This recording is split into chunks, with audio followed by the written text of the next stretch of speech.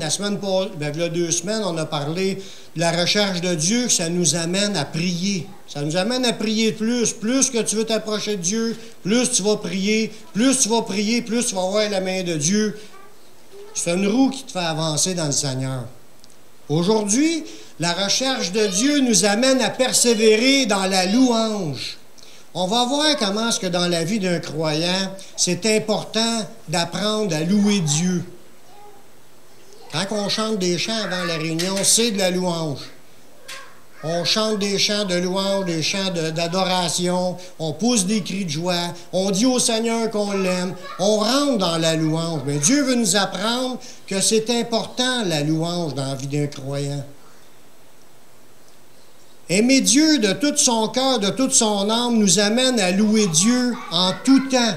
Si tu veux rester connecté et aimer Dieu de tout ton cœur, de toute ton âme, de toute ta pensée, de toute ta force, mais ça va t'amener à louer Dieu en tout temps. On va regarder plusieurs passages aujourd'hui de la vie de David. Puis David, le roi David, il connaissait Dieu, puis il connaissait ça, c'était quoi? La marche avec Dieu. Puis on va voir plusieurs passages de la vie de David aujourd'hui qui vont nous aider à approfondir notre vie de louange. David, justement, dans l'idée de louer Dieu en tout temps, dans le psaume 71 du verset 8, nous dit « Que ma bouche soit remplie de tes louanges, que chaque jour elle te glorifie. » Que ma bouche soit remplie de tes louanges, que chaque jour je te glorifie. Louer Dieu en tout temps, mais c'est à tous les jours. David avait compris ça, puis il en a fait une prière à Dieu. Dans ce psaume-là, c'est une prière. Là, il dit à Dieu que ma bouche soit remplie de tes louanges. Puis ça nous dit, chaque jour, qu'elle puisse te glorifier, qu'elle puisse te louer, que ma bouche s'ouvre pour glorifier ton nom. Y a-t-il des sujets où est-ce qu'on peut dire merci au Seigneur, qu'on peut te glorifier? Il y en a plein. Pardon? Pour nos vies, qu'on soit encore en vie, là, chaque jour qu'il nous donne, c'est une bénédiction. On marche sur du temps emprunté. Dieu nous prête du temps. Chaque journée qui s'ajoute, c'est une grâce. On peut dire merci pour nos femmes? Oui, on peut dire merci pour nos femmes. Celui qui trouve une femme trouve le bonheur, que ça dit dans les proverbes. Y a-tu des amen? Amen. Gloire à Dieu. Un homme, c'est la même affaire. Mais ça fait partie du plan de Dieu. Des sujets de rendre gloire à Dieu, il y en a plein. Mais il ne faut pas se dire « Oh, j'y ai dit merci pour ma femme quand je me suis marié. Ça fait 30 ans qu'on est mariés ensemble, puis on ne le remercierait plus. » Elle est encore là. C'est une bénédiction. Demandez à ceux qui n'en ont pas de conjoint comment est-ce qu'ils trouvent la vie. Il y en a qui sont heureux. Il y en a qui sont heureux sans conjoint. Mais il y en a qui aimeraient avoir un conjoint. Puis ça fait partie du plan de Dieu qu'on soit avec un conjoint. Mais l'idée, c'est quand on en a un, apprenons à dire merci au Seigneur. Prenons pas les choses acquises. Mais toute notre vie, c'est la même chose. Le salut, moi, je suis sauvé. Je me suis réjoui, il y a 30 ans, quand j'ai accepté Jésus, il y a 35 ans. Je me suis réjoui. Je me réjouis encore 35 ans plus tard de mon salut. Amen. Amen. On se réjouit de notre Dieu, puis on proclame son nom. Pour moi, je suis autant excité, puis même, je dirais, je suis plus excité pour mon salut aujourd'hui que je l'étais dans ce temps-là. Je n'étais pas conscient, comme aujourd'hui je peux l'être, de connaître, je m'en vais dans la vie éternelle, puis tout ce qui nous attend, ça va être extraordinaire. Puis je veux que ma bouche publie ses louanges encore et encore et encore, sans arrêt. On va multiplier les occasions d'être ensemble pour pouvoir chanter les chants, pour glorifier notre Dieu. Puis pas juste le glorifier entre nous autres. On veut chanter pour la gloire de Dieu devant les nations. Amen. Quand on chante dehors, on fait des pichettes de blé d'Inde, on invite tout le monde. On veut que le monde le sache qu'on aime Jésus. C'est ça, la vie chrétienne. Puis que Jésus nous aime aussi, que Dieu nous aime, puis qu'il a tout fait pour nous. Lorsqu'on recherche Dieu de tout notre cœur, cela pousse les croyants à s'approcher de Dieu avec des actions de grâce, par la louange, par des chants, dans la contemplation, puis dans l'admiration, puis dans l'adoration. Quand tu t'approches, tu veux t'approcher de Dieu, ça va t'amener à dire merci, des actions de grâce. Ça va t'amener à dire des louanges à Dieu. Ça va t'amener à chanter des chants à Dieu. Ça va t'amener à contempler Dieu. Êtes-vous déjà arrêté pour contempler la grandeur de Dieu? Oui. Tu regardes le ciel, tu regardes les étoiles, tu regardes l'univers. Y es-tu grand, ce Dieu-là qu'on sert? Y es-tu... Moi, je trouve ça super beau, la beauté de la création. Imaginez quand on va arriver à l'autre bord, quand on a chanté le chant, on va le voir de sa gloire, qui va nous regarder, il va nous entourer. On va être là, puis on saura même. On ne peut pas se l'imaginer ce qu'on va faire. Mais on va lui dire des merci, ça c'est sûr. On va être reconnaissant. Bon, il faut commencer aujourd'hui à être reconnaissant pour ce qu'il fait. Tu veux être à la recherche de Dieu? Rentre dans la dimension de commencer à remercier Dieu pour ce qu'il fait. Lui chanter des chants. Dieu aime qu'on lui chante des chants, qu'on lui offre l'hommage de nos lèvres, qu'on puisse le célébrer, prononcer son nom. Ça le bénit, ça lui fait du bien. On démontre notre foi dans tout cela. On démontre notre foi, mais on démontre aussi qu'on a un cœur pour lui. Quand quelqu'un aime quelque chose, il en parle.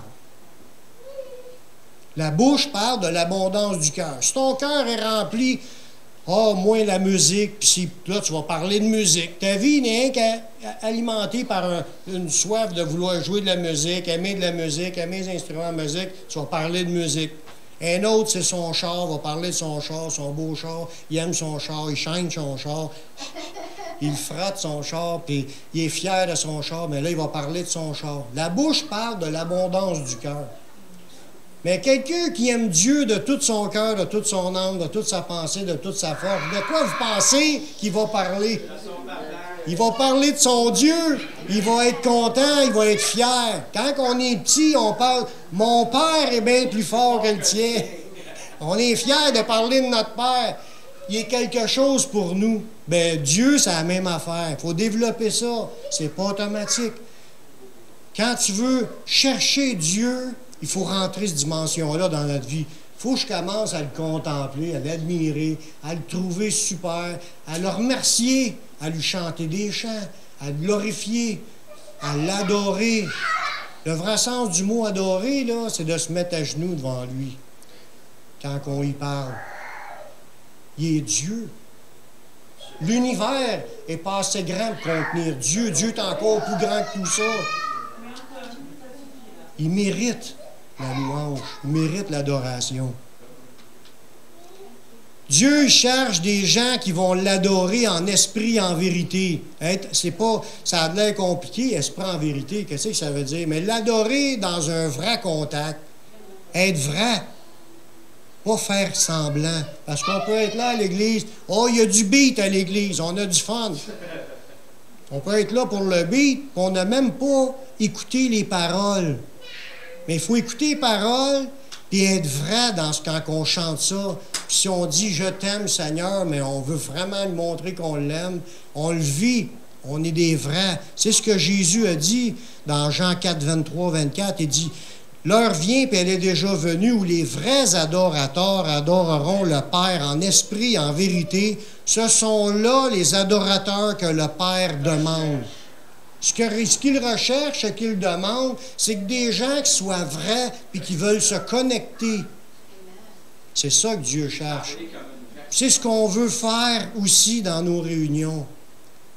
On veut se connecter. On veut rendre ça vivant, qu'on soit sincère, on chante les chants, qu'on prenne du temps pour se connecter. Des fois, à la maison, c'est turbulent. On a des bouts de prière puis des bouts de chant, mais il y a d'autres choses qui arrivent, du monde qui appelle, on est tout le temps distrait. Mais à l'Église, là, on prend un temps précis pour pouvoir célébrer Dieu. David il a très bien exprimé l'état de cœur d'un homme qui est selon le cœur de Dieu. Le cœur, Dieu se cherche un adorateur en esprit, en vérité, puis Dieu a proclamé que David est un homme selon son cœur. Ce que Dieu s'attend d'un homme, c'est comme David faisait quand David louait Dieu et glorifiait Dieu. Dieu a trouvé en cet homme qui avait... C'était de même que Dieu veut qu'on fasse. Puis il y a eu un témoignage là-dessus dans Actes 13, 22. Ça a été ramené dans le Nouveau Testament.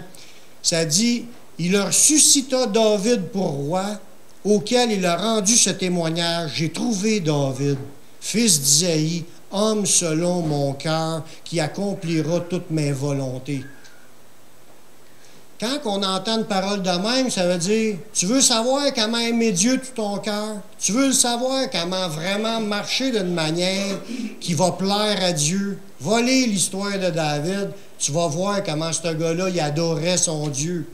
On a à apprendre de ce gars-là, c'est pas croyable. Juste d'un passage que je vais sortir là, tantôt, vous allez voir comment est-ce qu'il était sérieux. Lui, il n'avait pas de Bible comme nous, là. C'est un gars qui était vrai. Il y avait les écrits de l'Ancien, certains écrits qui n'étaient pas tous là, mais il était en train comme de développer le chemin de ce qui plaît à Dieu. David l'a vécu, puis son cœur, c'est un cœur d'adoration pour son Dieu. David, il s'exprimait de cette façon. On voit ça dans le psaume 63, les versets de 1 à 3. Psaume de David. Ça, c'est David lorsqu'il était dans le désert de Juda. Là, il s'est exprimé, il a dit, « Ô Dieu, tu es mon Dieu. Je te cherche. Mon âme a soif de toi. Mon corps soupire après toi, dans une terre aride, desséchée, sans eau. Ainsi, je te contemple dans le sanctuaire pour voir ta puissance et ta gloire. Car ta bonté vaut mieux que la vie.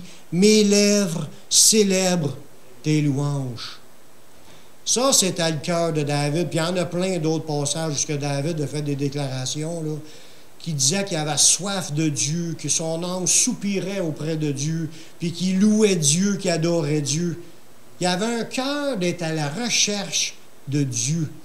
C'est ça notre thème. Nous sommes à la recherche de Dieu. À la recherche de Dieu, tu vas être un homme de prière. À la recherche de Dieu, tu vas être un homme qui aime Dieu puis qui aime le louer. Puis Dieu veut développer ça dans notre vie, qu'on soit pas juste à l'Église, même chez nous, quand on prend du temps, on parle au Seigneur, on peut chanter des chants au Seigneur, puis lui dire, comme David, « Mes lèvres célèbrent tes louanges. » Dans l'Ancienne Alliance, David avait compris l'importance de louer Dieu. Il a mis en place des Lévites. Les Lévites, là, c'était une des tribus d'Israël. Jacob, il y a eu 12 fils, c'était 12 tribus d'Israël. Puis une des tribus, c'était la tribu de Lévi. Ils se faisaient appeler les Lévites. Puis les Lévites ont été ordonnés d'être au service de l'Éternel. Ils ne pouvaient pas posséder des terres puis pouvoir s'installer comme tout le monde. Ils devaient vivre pour servir Dieu. Ils servaient Dieu dans la tente d'assignation. Il y avait une tente où ce que Dieu pouvait communiquer ses paroles, où ce que Dieu apparaissait dans la nuée, Dieu apparaissait dans sa gloire, Dieu parlait aux sacrificateurs, les gens apportaient des sacrifices à Dieu, mais les Lévites, c'est eux autres qui exerçaient le travail de s'occuper que tout soit en place. Puis dans la tribu des Lévites, il y en avait une lignée qui était les sacrificateurs, c'est ceux qui s'approchaient de Dieu en offrant les sacrifices. Les Lévites devaient servir Dieu dans le temple. Là, il n'y avait pas encore le temple, c'était une tente à la place du temple. C'était une tente où ce que Dieu parlait, c'était la tente d'assignation.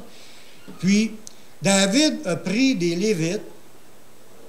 Ça, on est rendu pour voir ce passage-là, pour ceux qui cherchent dans le Bible, dans 1 Chronique 16, les versets 4 à 7. Il a mis en place des Lévites pour le service de louer et célébrer Dieu. En plus des tâches normales, il a mis des Lévites et il lui a dit, votre travail, c'est de louer et de célébrer Dieu. Fait que là, on voit ce passage-là dans 1 Chronique 16, 4, ça nous dit, il remit à des Lévites la charge de faire le service devant l'arche de l'Éternel, d'invoquer, ça c'est prier, de louer, de célébrer l'Éternel, le Dieu d'Israël.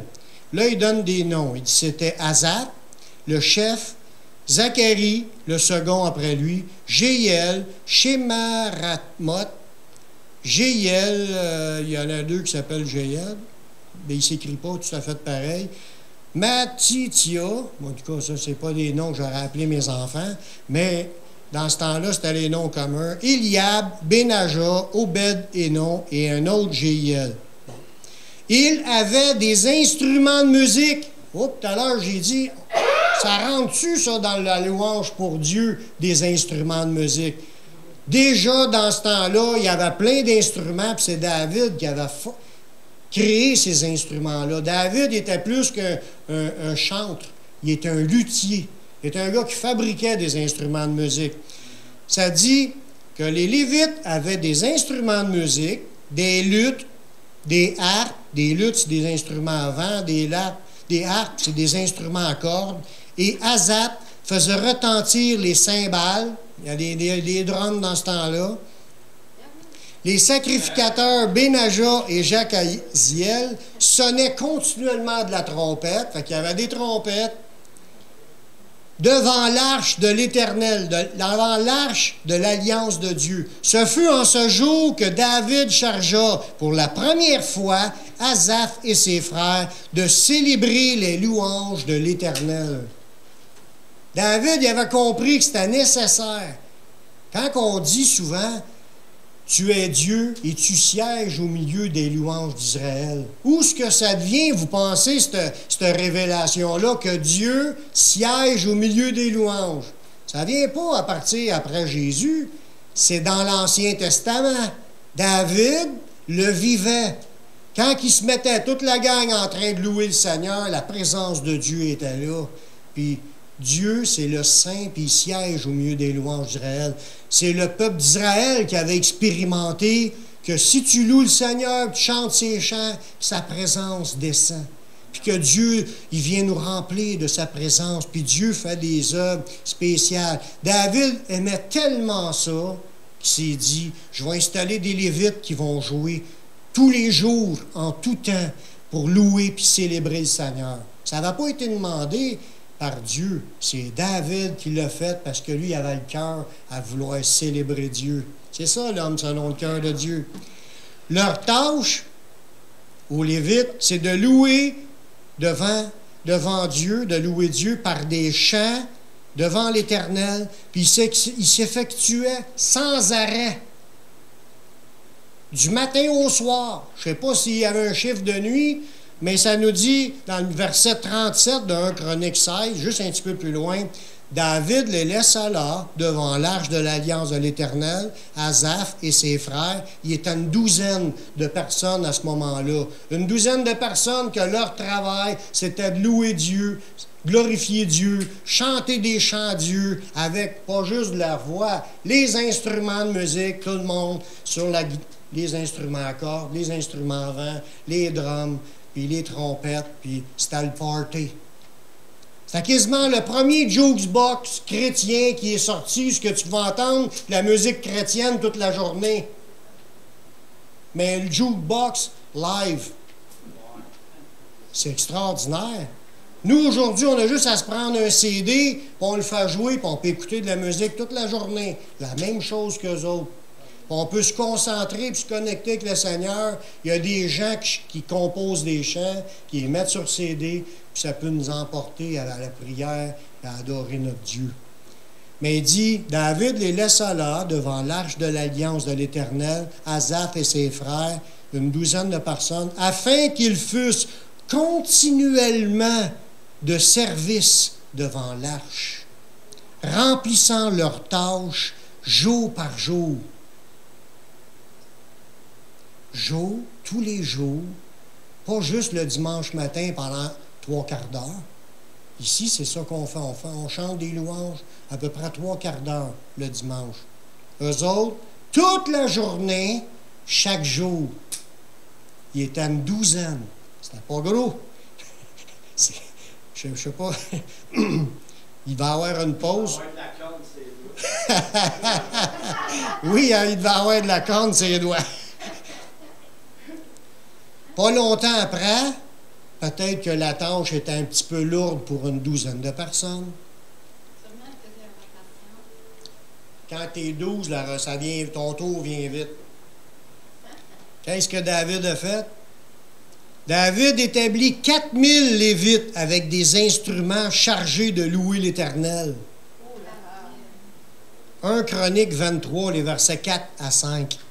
David dit qu'il a commencé à donner des tâches aux Lévites. Puis il dit qu'il y en a 24 000 pour veiller aux offices de la maison de l'Éternel, 6 000 comme magistrats et juges, 4 000 comme portiers et 4 000 chargés de louer l'Éternel avec les instruments que j'ai faits pour le célébrer.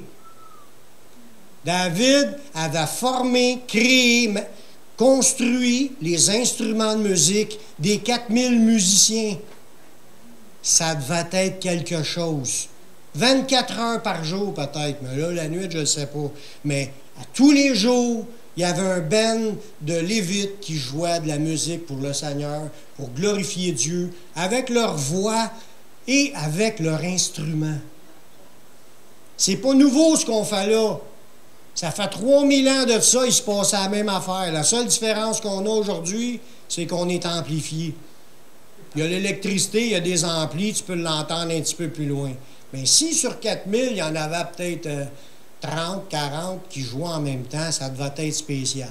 L'Orchestre symphonique de Montréal, là, qui joue une fois de temps en temps, mais là-bas, il y en avait une à journée longue, du matin jusqu'au soir. Tu voulais louer Dieu, tu t'approchais de la tente ou de la maison de l'Éternel, puis tu entendais la musique, tu étais emporté dans la louange et dans l'adoration. On ne verra pas en détail les effets de cela, de quand tu loues Dieu, mais il y a un verset, je vais en mentionner.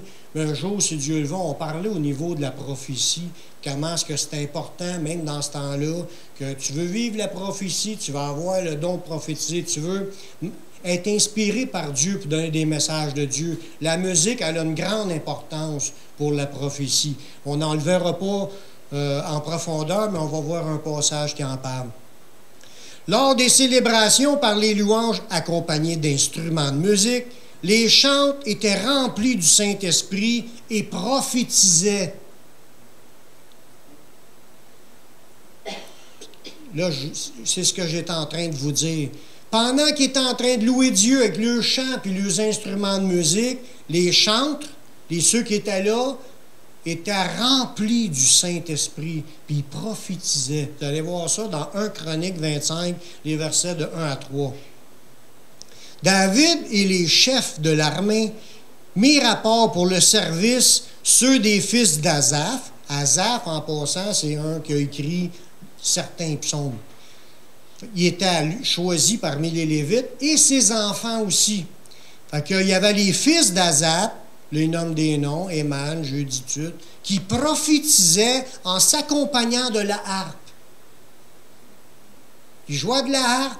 L'onction du Seigneur était là. C'était un peu comme David, quand il jouait de la harpe. L'onction était là, puis le roi Saül t'a délivré du mauvais esprit qu'il avait après lui. Mais lui, les fils d'Asaph, ils prophétisaient en s'accompagnant de la harpe, du luth et des cymbales. Fait que instrument à cordes, instrument à vent, puis des cymbales. Et voici le nombre de ceux qui avaient des fonctions à remplir. Puis là, il nomme des fils d'Asaph, Zaccur, Joseph, Néthania, Acharéala, fils d'Asaph, sous la direction d'Asaph, qui prophétisait suivant les ordres du roi. De Jeduthun, les fils de Jeduthun, Guédalia, Tsiri, Isaïe, Achabia, Matithia et Shimei, 6 sous la direction de leur père Jeduthun, qui prophétisaient avec la harpe pour louer et célébrer l'Éternel. Voyez-vous, on vient d'en nommer 3, là, plus leurs fils qui célébraient avec la harpe et des instruments de musique, puis ils prophétisaient. Comme je vous disais tantôt, ce qui se passe quand on est en train de faire une réunion, c'est rien de nouveau.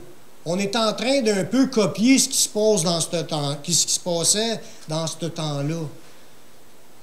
Le même résultat peut arriver. Pendant que tu es en train de louer le Seigneur, tu es connecté sur le Seigneur, tu chantes les chants du Seigneur, la musique est là pour soutenir, faire monter à Dieu notre louange. Attendons-nous que Dieu descende puis qu'il vienne faire des choses parmi nous.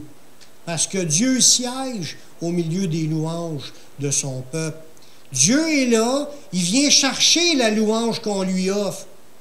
On a été créés pour célébrer sa gloire. Quand tu célèbres, Dieu vient la chercher, sa louange. L'adoration qu'on fait monter à Dieu, il vient la chercher. Puis quand il vient la chercher, il donne des cadeaux. Amen. On en veut-tu de ces cadeaux? Oui. Il donne ses cadeaux quand il est là. Des touches, il nous remplit. Il peut y en avoir un qui se met à prophétiser, un autre qui a des paroles inspirées pour dire que quelqu'un a besoin d'une délivrance ou d'une guérison ou d'une prière. Il peut y avoir d'autres paroles, c'est pour révéler d'autres choses, pour édifier, pour encourager. Il faut être à l'écoute. Dieu ne fait pas juste venir chercher sa louange. Il veut parler dans nos cœurs. Il veut nous passer des messages. C'est là qu'on reçoit les messages de Dieu, quand tu es connecté. Quand on est en train de louer, autant que vous offrez à Dieu vos louanges, soyez à l'écoute de recevoir une parole de Dieu. Puis Dieu va le faire. Pourquoi que je dis qu'il va le faire? Sur quoi je me base qu'il va le faire? Mais il le faisait dans ce temps-là. Puis depuis le temps de Jésus, c'est encore bien plus grand comme ministère prophétique. Ça nous dit, vos fils et vos filles prophétiseront. Ça a commencé quand? À la réception du Saint-Esprit, après à la Pentecôte. Les gens, vos fils et vos filles prophétiseront, vos jeunes gens auront des visions, des songes. Oui, sur mes serviteurs et mes servantes. C'est nous. Dieu veut donner sa présence, son onction, ses révélations, ses inspirations. Il faut être à l'écoute de Dieu, surtout quand on chante nos louanges et qu'on est accompagné des instruments. On est en train de faire comme David. On est devenus des gens avec le cœur que Dieu aime quand on est dans l'adoration. C'est de tel adorateur que le Père recherche, il demande.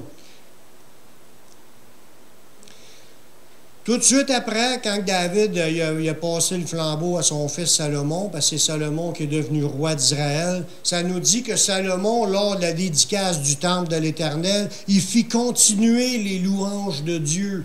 Ça nous dit ça dans 2 Chroniques 7, le verset 6.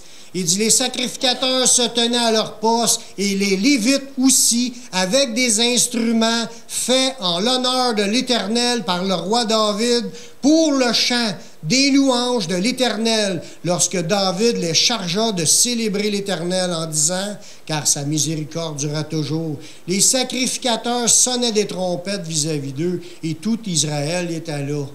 C'était le party, puis les Lévites, ils étaient en train de louer Dieu de tout leur cœur. Allô? On a de la visite. Voyez-vous? Ça n'a pas duré juste au temps de David. Ça a duré aussi dans le temps de Salomon. Salomon, il avait reconnu que lorsqu'on loue le Seigneur, la gloire de Dieu descend. Qu'est-ce qui s'est passé à la dédicace? Parce que là, c'est quand il a fait la dédicace, il a consacré le temple de l'Éternel. Il venait de finir de le construire. Là, ils se sont mis à louer Dieu avec tous les Lévites. Ça dit que la gloire de l'Éternel a rempli le temple. Puis là, la gloire de Dieu était tellement puissante que tout le monde est obligé de sortir. C'était trop puissant. Quand tu loues le Seigneur avec tous les instruments de musique, que tout le monde est en feu parce qu'il aime le Seigneur, puis il loue le Seigneur avec les instruments, mais la gloire de Dieu est descendue, puis ça a rempli le temple. Puis tout le monde qui était là sont partis, parce que c'était trop fort. Hein? Oui, une colonne de fumée. C'était puissant, frères et sœurs. On veut-tu vivre des choses extraordinaires avec la présence de Dieu? Commençons à louer Dieu comme David est un homme selon le cœur de Dieu. Les remplis d'un riche enseignement pour nous amener à célébrer Dieu. Les psaumes, là, il y a plein de paroles dans les psaumes. Si vous ne les avez jamais lus, je vous encourage à aller lire ça. Il y a plein de paroles là-dedans qui sont des paroles qui vont nous apprendre à louer Dieu. Je vais vous en lire juste un psaume, le psaume 150, les versets de 1 à 6. 6 petits versets Mais là-dedans, tu as tout ce que ça te prend pour pouvoir le louer convenablement. Ça nous dit dans le psaume 150, les versets de 1 à 6, « Louez l'Éternel! » Mais c'est en plein ça qu'on veut faire. Merci Seigneur. « Louez Dieu dans son sanctuaire. » Son sanctuaire, il est où? Mais dans le temps, c'était dans la cour, où ce qui était le temple. Aujourd'hui, Dieu il habite dans nos cœurs. Fait que quand les croyants sont là, nous sommes une maison spirituelle. Il est où? Il est dans sa maison. Il est là, Dieu. Nous sommes dans son sanctuaire présentement. Quand on s'approche de Dieu avec les chants, on est en train de louer, célébrer, comme David. Il dit, louez-le dans son sanctuaire, louez-le dans l'étendue où éclate sa puissance. C'est jusqu'à où qu'on peut aller louer le Seigneur? Au bout de l'univers. Au bout de l'univers, aussi loin que tu peux aller, partout où ce que Dieu peut éclater sa puissance. Y a-t-il un endroit où ce qui éclate pas sa puissance? Il n'y en a pas. Fait qu'on peut sortir des rues, puis on peut aller dans les parcs, on peut aller louer des salles, partout, on peut aller louer le Seigneur pour le célébrer. Il dit, louez-le dans l'étendue où éclate sa puissance. Là, on se demande pourquoi je vais le louer, mais louez-le pour ses hauts faits. Y a-t-il des gens ici qui ont vécu des choses avec le Seigneur? Le salut, premièrement. Louez-le pour votre salut. Y a-t-il d'autres choses? Des exaucements de prière, des guérisons, des délivrances? Louez-le pour ses réponses aux prières.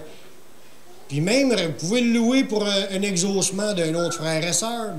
On peut se réjouir avec les autres, puis dire merci au Seigneur d'avoir exaucé d'autres personnes. Fait que c'est au fait, il y en a plein. Que ce soit à partir qu'il a créé l'univers, puis il nous a créés, puis qu'il nous a sauvés, puis il a envoyé son Fils, il nous a donné son esprit, sa parole.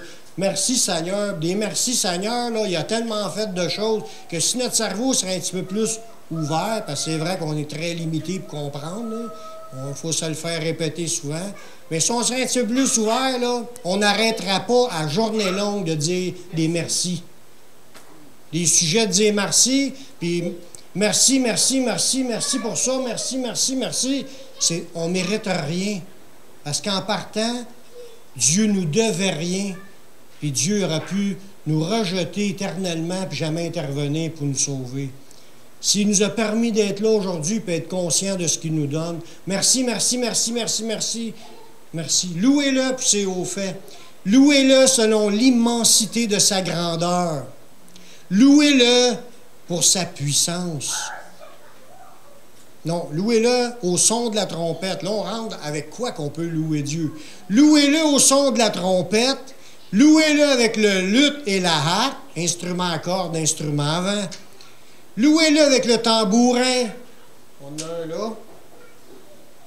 Louez-le avec des danses. Alléluia! Gloire à Dieu! On trouve ça drôle, parce qu'on est peut-être gêné un peu.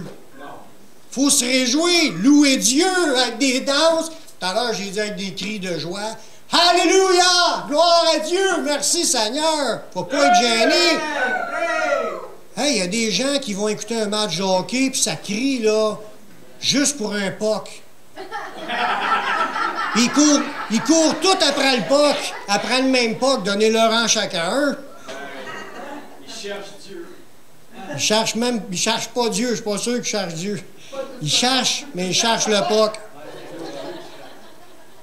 Puis nous, on est sauvés, on connaît le Dieu, le créateur de l'univers. On devrait être emporté à vouloir le louer, l'adorer, cris de joie, des danses, célébrer Dieu de tout notre cœur. Amen, gloire à Dieu. Louez-le avec des instruments à cordes et le chalumeau. Louez-le avec des cymbales sonores, sont là. Louez-le avec des cymbales retentissantes. Que tout ce qui respire loue l'Éternel. Alléluia! Respirez-vous ce matin? Mais c'est à vous que ça s'adresse, ce commandement-là. Que tout ce qui respire loue l'Éternel. Si tu n'es plus capable de respirer, mais ça veut dire que tu es mort, c'est sûr que tu ne pourras pas dire grand-chose. Tant que tu es vivant, loue. Hey, dans l'Ancien Testament, comme je disais, on a beaucoup à apprendre. La révélation était là dans l'Ancien Testament. C'est pas des farces. On fait juste comme constater ce que Dieu avait déjà révélé. Même dans les campagnes de réveil dans l'Ancien Testament. Une campagne de réveil, là, c'est un... où ce que des prédicateurs ou des prophètes qui sortaient là, pour pouvoir prêcher aux gens de se repentir. Pour le retour à Dieu, pour que les gens arrêtent de servir d'autres faux dieux et qu'ils se tournent vers le vrai Dieu. Mais il y avait des campagnes de réveil dans ce temps-là où ce que des gens étaient invités à se revirer vers Dieu, à revenir à Dieu. Puis les gens repentants, écoutez bien celle-là, dans Osée 14, 2, lui, il veut aller louer Dieu. Les gens repentants avaient été invités par Dieu, c'est Dieu qui parle à travers son prophète Osée. Il dit, vous voulez revenir à moi? Dieu lui met des paroles dans leur bouche. Il fallait que ces gens-là aient des paroles à prononcer à Dieu pour montrer qu'ils sont repentants. Ça nous dit, les gens repentants devaient revenir à Dieu avec des chants de louange. Dans Osée 14, le verset 2, ça dit, « Apportez avec vous des paroles et revenez à l'Éternel. » Là, on parle à des gens qui avaient abandonné le Seigneur. « Revenez à l'Éternel et dites-lui, pardonne toutes les iniquités. » Première étape, demande pardon. Dans tes paroles, de quelqu'un qui s'est éloigné de Dieu, il doit, les premières paroles qu'il a prononcées à Dieu, c'est lui demander pardon pour savoir éloigné de Dieu. Ça, c'est la première chose. Puis de demander à Dieu de le recevoir à nouveau, de le renouveler, là, de le réintégrer à la communion. Ça veut dire, tu demandes pardon, puis tu demandes à Dieu de te renouveler, puis de redonner la communion avec Dieu. Puis nous t'offrirons, au lieu de taureau, l'hommage de nos lèvres. Dieu dit de dire ça. Tu vas dire, je reviens à Dieu, je te demande pardon, Seigneur, de m'avoir éloigné. Je te demande de me renouveler, je veux retrouver ma communion avec toi. Puis il dis aussi, je veux t'offrir les louanges de mes lèvres. Une personne repentante qui veut vraiment se tourner vers le Seigneur, c'est pas juste de demander pardon, c'est de recommencer à louer Dieu. Juste demander pardon, c'est juste pour moi. Je n'ai pas encore à faire rien à Dieu. C'est quand que je vais commencer à louer Dieu que Dieu trouve ça agréable. Savez-vous que Dieu nous dit que si nous offrons des actions de grâce à Dieu, ça le glorifie? Dans le psaume 50, le verset 3, il dit « Celui qui offre pour sacrifice des actions de grâce me glorifie. » Vous voulez glorifier Dieu? Mais commencez à dire des merci pour ce qu'il fait dans votre vie. Merci Seigneur pour ma femme. Merci pour mes enfants. Amen. Des fois, nos enfants, ça ne marche peut-être pas à 100% comme on le voudrait. Merci Seigneur pour nos enfants. C'est des actions de grâce. Puis peut-être que les choses vont commencer à changer par la suite. Parce que des fois, on pourrait être en train de critiquer. On critique ça, on dirait que ça sort plus facilement un critique que des remerciements à Dieu. Mais Dieu nous dit, celui qui offre pour sacrifice des actions de grâce me glorifie. Vous voulez glorifier Dieu? Dites des merci à Dieu. Puis c'est même répété dans le Nouveau Testament, ce verset-là. Dans 1 Thessaloniciens 5, 18, ça dit, « Rendez grâce en toutes choses, car c'est à votre égard la volonté de Dieu en Jésus-Christ. » Il faut apprendre, frères et sœurs, à dire des merci, à rendre grâce en toutes choses, pour toutes, même les choses qui vont mal. Ça va mal? Commencez à louer Dieu, à remercier Dieu. Toutes choses concourent au bien de ceux qui aiment Dieu. Ça va mal, c'est pour notre bien. Dieu veut nous apprendre des choses. Si tu veux le grandir vite ou t'en sortir plus vite, commence à louer le Seigneur. Si tu critiques, tu te calmes. Quand on critique, on se calme. Quand tu te mets à louer Dieu, le Dieu va venir parce qu'il vient dans la louange. C'est dans sa volonté que tu fasses ça. il est fier de toi, il va venir puis il va t'en sortir plus rapidement. Dieu aime nous entendre le louer en prononçant son nom. Si je dis « Joanne », est-ce que ça vous fait plaisir si je vous dis « Joanne », là je commence ma conversation. Même nous, ça nous fait plaisir de nous faire appeler par notre prénom quand on se parle. Si on dit « Hey, toi, chose », et là, ça c'est pas flatteur. Mais si tu dis « Benoît », ça fait un petit velours, ça fait un petit quelque chose. Mais Dieu, ça lui fait plaisir qu'on l'appelle par son nom. Puis qu'on sert de son nom dans nos chansons. Ça le glorifie. Ça nous dit, dans Hébreux 13:15, par lui, par Jésus, offrons sans cesse à Dieu un sacrifice de louange. Sans cesse, sans arrêt, louer Dieu des sacrifices de louange. C'est-à-dire le fruit de lèvres qui confesse son nom. Vous ne savez pas quoi dire dans vos louanges? Mais commencez à prononcer son nom puis répétez-les. Seigneur, tu es grand, tu es merveilleux. Puis leur ajoutez des compliments avec ça. Bénissez-les, Dieu. Bénissez son Saint-Nom. Il y a d'autres phrases, d'autres versets qui nous disent ça. De bénir. Je te bénis, Yahweh. Je te bénis, Yeshua, Jésus. Merci, Seigneur. Puis on en rajoute, puis on peut en rajouter. Vous allez remplir votre journée, puis vous allez être remplis du Saint-Esprit. Parce que, comme je l'ai dit tantôt, là, quand les gens étaient dans la louange avec leurs instruments, Dieu descendait, puis les dons spirituels se manifestaient. Dans le psaume 100, le verset 4, ça nous dit « Entrez dans ses portes avec des louanges, dans ses parvis avec des cantiques, célébrez-le, bénissez son nom. » Puis je finis avec le dernier verset, qui est un passage dans le Nouveau Testament, parce que le thème, c'est la recherche de Dieu. La recherche de Dieu nous amène à louer Dieu continuellement.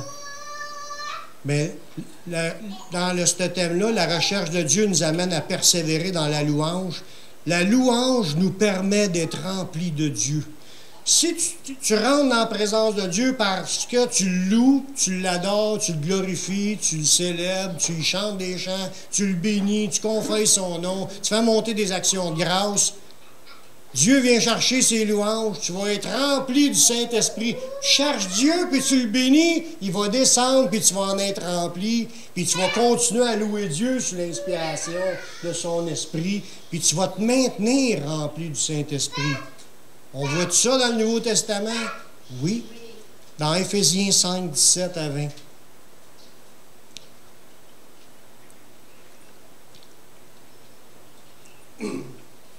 Ça nous dit, c'est pourquoi ne soyez pas inconsidérés, mais comprenez quelle est la volonté du Seigneur. Là, ce qu'on va voir là, c'est la volonté du Seigneur. Ne vous enivrez pas de vin, c'est de la débauche. Soyez au contraire remplis de l'Esprit. Entretenez-vous. Il y a un entretien pour être rempli du Saint-Esprit. C'est pas acquis. Il faut que tu t'entretiennes, puis tu vas t'entretenir de quoi? De critiques, de lamentations, de plaintes, de jugements. Non. Ça, tu enlèves tout ça. Tu vas t'entretenir de psaumes, des hymnes, des cantiques spirituels, chantant et célébrant de tout ton cœur les louanges du Seigneur. Rendez continuellement grâce pour toutes choses à Dieu le Père, au nom de notre Seigneur Jésus-Christ. Vous voulez une recette pour être rempli du Saint-Esprit? Déconnectez-vous du reste. Si vous ne savez pas jouer d'instrument, mettez un CD de musique chrétienne que vous connaissez. Chantez avec celui qui chante sur ce CD-là. Pensez à Dieu. Des chants, des hymnes, des cantiques, des psaumes. Louez le Seigneur. Avec des actions de grâce, des remerciements. Puis vous allez être remplis du Saint-Esprit. Amen. Amen. Prions. Seigneur, je te remercie pour ta parole qui nous enseigne de pouvoir se connecter à toi, de pouvoir aller à toi dans notre recherche avec des chants, des louanges, des actions de grâce, des remerciements. On veut te célébrer, on veut te glorifier, on veut t'adorer.